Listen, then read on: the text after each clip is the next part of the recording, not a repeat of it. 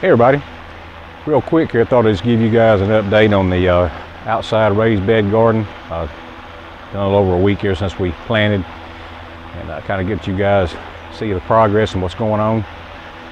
And as you can see, everything's doing just fine. All the beans are up, as we said in the planting video there. That we saved these beans from last year's harvest of the Vortex snaps, and we had, looks like about 100% success rate with them all coming up, and they're just reaching towards the trellis, and that's what we want. So it's looking good. Pepper plant's looking good.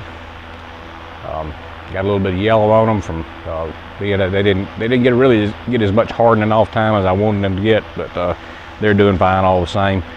I usually like to harden them off for about a week, but due to the weather, I didn't get it to harden them off for probably about 3 or 4 days. But they're still doing fine. Let's take a look at the tomatoes. And here's our tomatoes.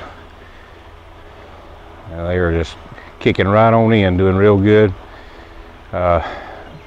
This little store-bought Campari tomato right here that I planted, saved from seed, looks like it got a little shorter, which it did. We had some about 60-mile-an-hour winds and storms out here the other day, and broke the top off of it, but it's going to be okay. It's got 2 suckers right next to where the top broke off of it, but so it's going to be fine. It's going to make it. But, I'll give y'all a shot of this. If those of you that watched the irrigation video, you can see right there, I put a little sprinkler head in the middle of that right there, because that's where all those root balls were since I trench planted these tomatoes. And that's hitting those root balls real good right there, in addition to the circle I've got in there where the emitters, which are hitting the rest of it. So all's well so far, guys. And pepper plants in the pot's doing fine. And there's a shot of everything over there. Like I say, my garlic and onions, everything looking beautiful over there.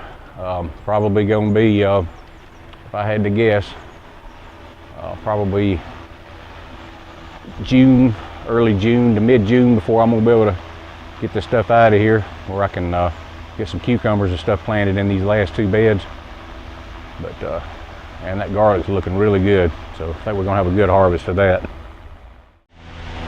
Okay guys, I figured while I was at it, haven't done a greenhouse update in a while. As you can see in here, I've still got the big beef tomatoes are still going on in here. Going to be pretty quick here. We're gonna be taking these out. They're still producing, but they're slowing down drastically, and they're getting real small at the top. And so I'm probably going to have to go ahead and take them on out, and just get them on out of here for the summer. Because I mean, these things have been in here since October of last year. So believe you me, they owe no service. So. And if y'all look over there, I'm gonna shoot you here between the tomato plants. You can see I did some drastic pruning on them peppers. For some reason or other, I got a surprise aphid attack, and I just couldn't. The plants were so dense, I just couldn't get the aphids under control. No matter how hard I tried. I mean, I could kill a lot of them, but I mean, like I said, they were so dense, you really couldn't get in there and get to everything like you need to get rid of them.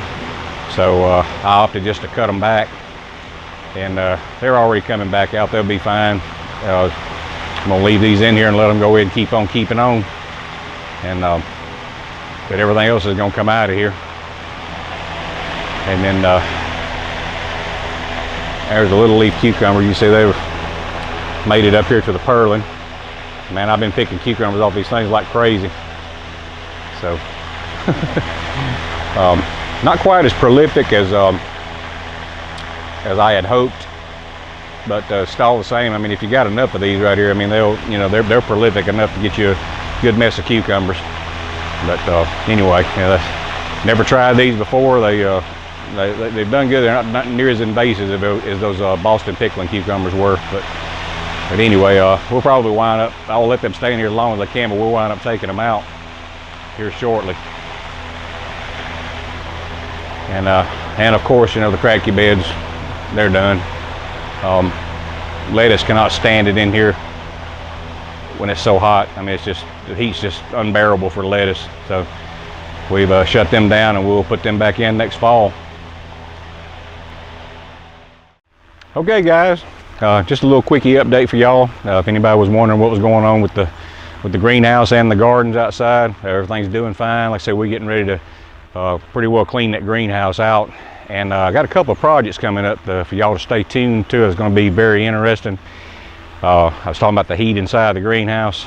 I'm getting ready to start a home project evaporative cooling system I'm going to install in there, and I'm going to video every step of the way, and I'm going to give everybody a material list of what I used, how much it cost, and how I assembled it, and how it worked in the end. So I'm hoping to take 10 degrees off in there in the summertime. If I can do that, then I can keep this thing going longer. Because right now it's just getting too hot in there. Tomato plants don't want to set fruit, and that kind of thing. But if I can cool it down about just 10 degrees in there in the summertime, then I can keep right on trucking in there. So y'all stay tuned for that. And also I'm going to be doing a video on cleaning out the greenhouse and the Dutch buckets. And also I want to measure those tomato vines to see just how long they got, and I think that'll be interesting as well. It'll be fun anyway. But I'm just going to cut them off right there at the top of the buckets, and then we're going to drag them out here in the yard and pull a tape measure on them, see just how long they got. So y'all stay tuned for that. Meanwhile, y'all have a great one. May God bless you, and we'll see you next time.